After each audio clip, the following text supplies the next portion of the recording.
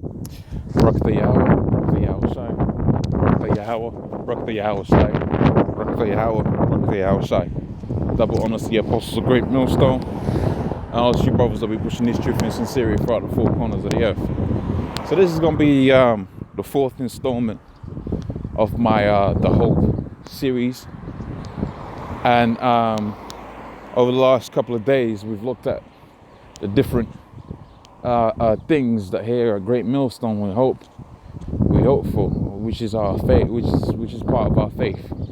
Okay, the return of all of this laboring that we're doing. I've touched on some of the aspects on that, and today I wanted to continue that series, dealing with the hope and of what we hope for with regards to the laws, statutes, commandments of the Most High, and subsequently what's going to happen as a result of that. So this is really more, some of when I was touching on the previous episodes, if you will, in this series, what you saw was a situation where pretty much we're dealing with things leading up to the destruction and things pertaining to destruction. But from this point, maybe going forward, if the spirit jumps on me to continue this series, then I want to deal with ideas dealing with what's going to happen when we get into the kingdom, and pretty much this is a part of that. Okay, and I suppose the enslavement of the heathen nations is a part of that too. Okay, so with regards to the laws, statutes, commandments of the Most High, when we go into the book of Psalms, the 147th chapter and the 19th verse, we find out that the Most High, Lord Yahweh, okay, whom the world calls God, gave the laws, statutes, commandments unto the house of Israel, and He hath not dealt so with any nation. And as for His judgments, they have not known Him. As a result, you got it to where the re-establishment of the covenant, which was broken on our part through not following the laws, statutes, commandments of the Most High, was going to be re-established. Okay, because either part of the covenant could be broken. If we was to break the covenant, it was prophesied that it was going to break that our part of the covenant. The Most High still had to keep a part of his deal up. That's why it's called a covenant. And in so doing, He sent a mediator in Yahweh Shai, okay, to redeem us back into the blessings of that covenant. Okay, so if you see how the condition of the Israelites are right now, you actually see that we're still in the covenant, the first one, but we're dealing with retribution, is that the right word? The punishments that come along with being in that covenant and going off on the laws, statutes, commandments of the Most High. For instance, idolatry, okay? Idolatry, adultery, all of them things there, okay, it's got it to where we're in the situation that we're in right now. Okay, last time was fired, okay, your woman's cheating on you, okay, and so on and so forth. I was going to say your husband cheating on you. That's some bullshit. But again, once it said, this society will have you believe that a man's supposed to have only one woman. That's why you got the dysfunction within our community right now, because you got it to where basically through that you got it to where you got the feminine rule within the scripture, within the household, and the scriptures talk about that. The scripture says that my people, women shall rule over thee. Okay, the women shall compass the woman. The women shall compass the man. Okay, so let's go back now to the topic, which is the law, and let's deal with it as pertaining to the blessings that we're gonna get when the Most High puts those laws, statutes, commandments within our heart. Okay, which is something that you should hope for. This is something, that's why it's part of this series. This is something you should be hoping for, praying for, that the Lord establishes soon, so that you don't be on the wrath side of the Most High. Okay, so that you're on the side of the blessings. So we're gonna look at 3 scriptures, and I'm gonna start off within the book of Hebrews, the 8th chapter. Then I'll go into the book of Ezekiel, and then subsequently finish off within the book of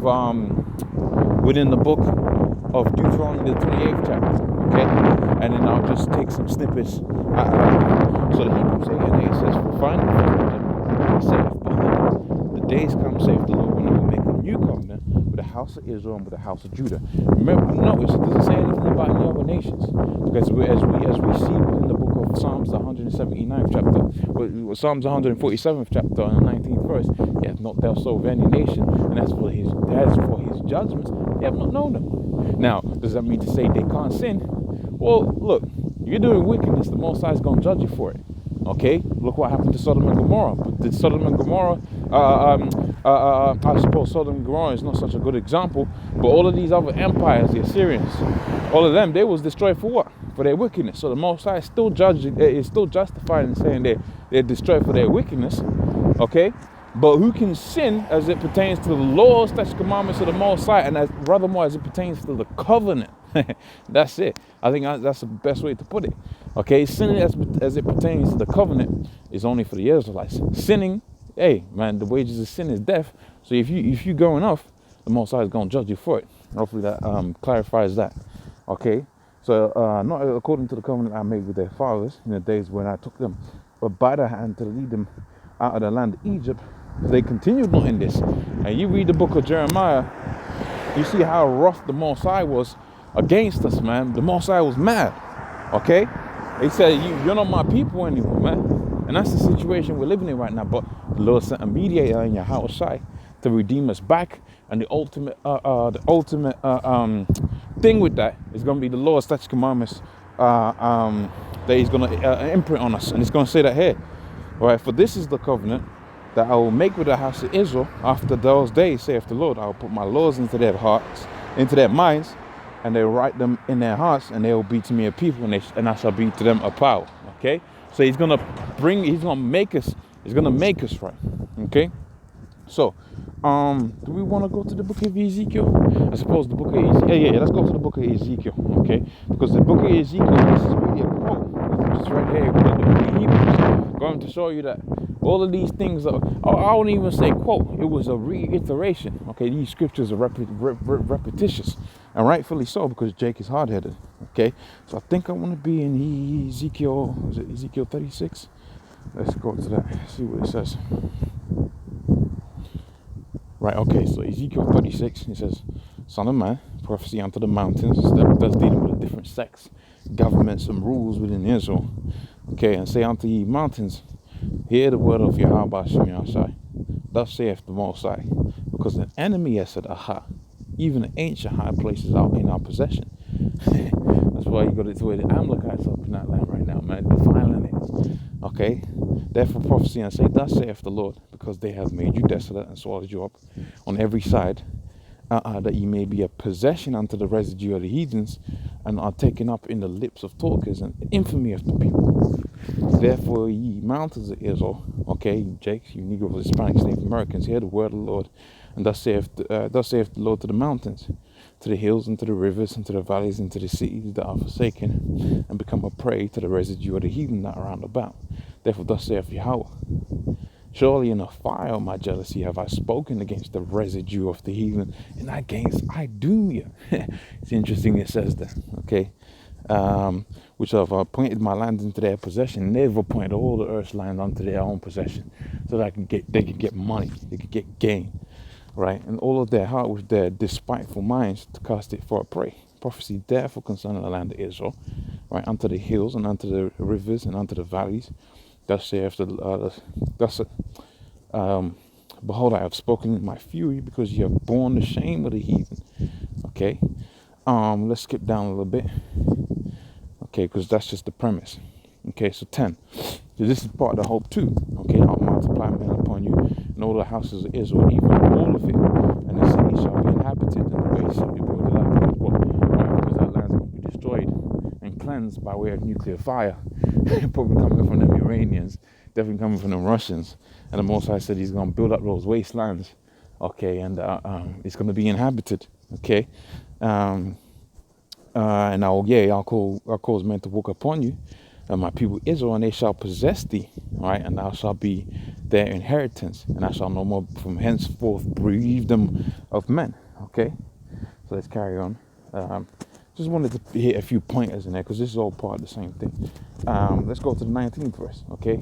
I scattered them, right, among the heathen, and they were dispersed through the countries according to their way and according to their doings. And that's the times that we're living in right now. And a lot of these so-called top guys out here, these top commanding generals and this, that, and the third, it's like they don't read these scriptures. It's like they don't read these scriptures. They disregard all of these jakes that were scattered throughout the four corners of the earth. But guess what? Some of them jakes is going to make it before you do. And they might look like Edomites. Okay? Let's carry on. It says, I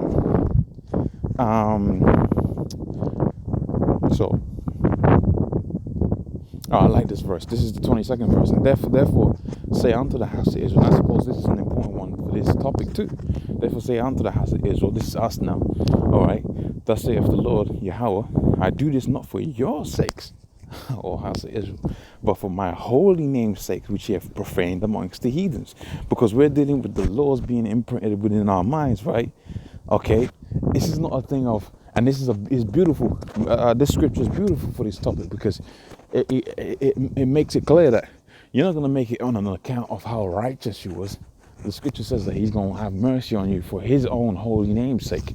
Okay? Not because you was righteous. Okay? But because he made you righteous. Matter of fact, when you go into the book of Revelations, it says, because there was, blessed are they whose iniquity is blotted out. And this is what we're talking about here. Because you're going to be blessed. Because now you're going to be able to follow the Lord's statutes, commandments of the Most High. Because why? Because you're going to have them impregnated within your mind. And it goes on to say, and I'll take from you I'll take you from among the heathen and gather you out of all countries. So this is prophecy talking about the diaspora. Okay, and I'll bring you into your own land, right? And I will sprinkle them clean, right? Water upon you, and you shall be clean from all your filthiness. So is the Lord going to save filthy people? Okay, does that mean to say the Lord's going to save the filthy? Of course, the scripture talks about the aufscouring, man. Okay, the dudes that are going to make it on the chariot ain't going to be just some clean cut dudes, man. The scripture says the Lord's going to sprinkle. He said he's going to save them for his own name's sake, not because they were righteous. And furthermore, he said he's going to wash them off their filthiness. So guess what? Jacob's filthy, man. Okay, we filthy, man. In the eyes of Yahweh Shem Yahushai, the Lord said we are likened unto a menstruous rag. That's what the Lord said. Okay, now here's the point. And a new heart also will I give you, and a new spirit. Okay, because why? Because we had that heart of stone, man. Okay, we had that heart of stone. All right, we was designed. Okay, and we was designed with a design flaw. Why? Because it was entertainment for Yahweh Shem Yahushua that we went off, and then we was gonna be brought back in, not for our own righteousness' sake, but his own righteousness, for his own doing, because this is his program. Okay, this is his thing. Okay, right? A new heart also will I give unto you, a new spirit will I put within you, and I'll take away the stony heart, right, out from of your flesh, and I'll give you an heart of flesh. This is what we're gonna be doing right, man. It's gonna be righteous. And I put in my spirit within you and cause you to walk in my statutes. So the Lord's gonna cause us to be righteous. So that means to say the guys that was gonna make it weren't gonna be some out and out righteous dudes, but really through the spirit, they was out and out righteous dudes. If your ears can receive that statement, okay? That means to say you got some guys out there talking about the Lord, the Lord, the Lord, the Lord. They got the clean cut garments, okay? But ultimately, the scripture talks about what? How the Most High was going to save, pretty much going to save the filthy, man. Okay? Blessed are they whose iniquity is blotted out. Because why? Because now with the blessing, you was going to be what? You was going to have the Lord's such commandments within your heart, and the Most High was going to give you a new spirit. So you're talking about the laws, which you're supposed to keep to the best of your ability. The Most High said even that spirit of keeping it to the best of your ability, he's going to renew it. He's going to give you a new one. Even that mindset like, I'm righteous, this, that, and the third, he was going to make it. He's going to give you a new mind. Okay? Which is part of the hope. Because why? Because the Most High's anger wasn't going to be against you so perpetually, man. You wasn't going to have it to where the Yahweh Shem Yahushua was just going to be just judgment all the daggone time, man. Which is what it feels like out here sometimes, man. Okay? And you shall dwell, so it says, I'll put my spirit within you and cause you to walk in my statutes, and you shall keep my judgments and do them. So that's what we're going to be doing. That's what's going to be a blessing. That's what's going to be beautiful. But look, the scripture is saying the Lord was going to do that. But see, let's see what the scripture says now in let's see what now I'm not going to finish that. You can read that in your own time. So in the interest of time, let's just finish up this video now.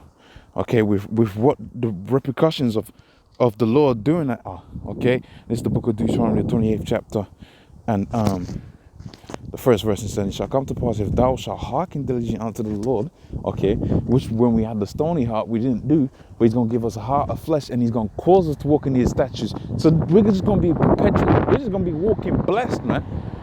Okay, because really when you what you do, extrapolate or reverse engineer, the Lord caused us to walk off. That's what's happening right now. He caused us to walk in a way that was going to be they wasn't going to like. Okay, and it says of the Lord Yahweh, right, to observe and to do all of his commandments that I command thee this day, that the Lord thy power will set thee on high above all the nations of the earth. So he's going to give us a new heart, a new mind, a new spirit, and we're going to do right according to his statutes, not man's statutes that we go out here within Babylon, but according to his statutes. Okay, and as a result, we're going to be above all of these nations, man. See, Yahweh Hashem Yahushua is bad, man. Okay, and then let's see what it says. And all of these blessings shall come upon thee. Okay, and overtake thee. Right now, you're getting overtaken by curses, man.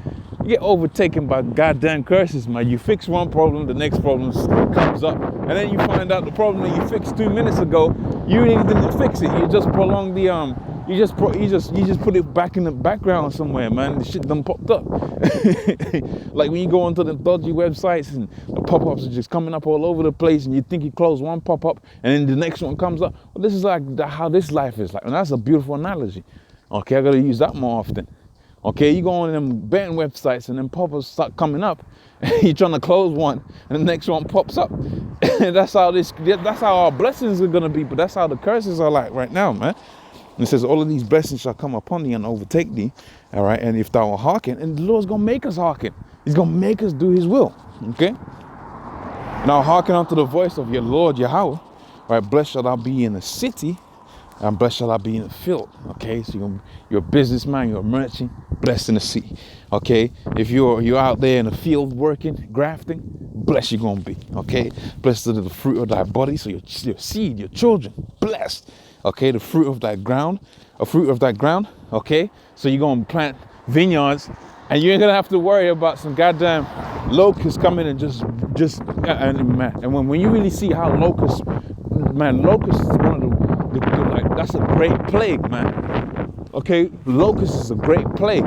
You gotta watch them documentaries. You see how them locusts maneuver, man. Them locusts will ransack your whole field, man. They will devour it, man. Okay, that's why you go to the book of Revelations and it's talking about the plains that Esau created, and it was just devouring, man. He likened them onto locusts because them locusts is just burdensome. Okay, because they breed, okay, and they breed fast and they eat, man. Okay, they will wipe out a field in a couple of days, man. Completely wipe it out. So you ain't gonna have to worry about that in the kingdom because the fruit of that ground is gonna be blessed. Okay, it says, blessed shall thy basket and thy store, so your savings, your pocket, whether it be of grain or gold, you're gonna be blessed. Okay, and then when I come in, when I go out, and then it goes on. You know, I advocate you to read all of these blessings because this is all part of our hope. Okay, so in the interest of time, I'll cut it off there and say, man, you should be hoping for the Lord to come back, okay, and give you a new heart, a new spirit, wherein you're going to be doing the Lord's delight, okay, and certainly here at Great Millstone, that's part of our hope. That's something we hope for, okay, that the Lord returns soon, and in being given that new spirit and that new mind, we're going to be pleasing the Lord all the time, man. And that's going to be, that's not only just going to take us away from the curses, that's also going to bring us to a point where we're indulging, and I'm going to say it, indulging in the blessings, right? Where it says these blessings shall never take you. Okay, that's what's going to happen. We're going to be indulging in the blessings of Yahweh Hashem Yahushua. So let me say, all praises unto Barakah Yahweh Hashem Yahushua. Okay, all praises unto Yahweh Hashem Yahushua. Double honors to the Apostle of Great Millstone.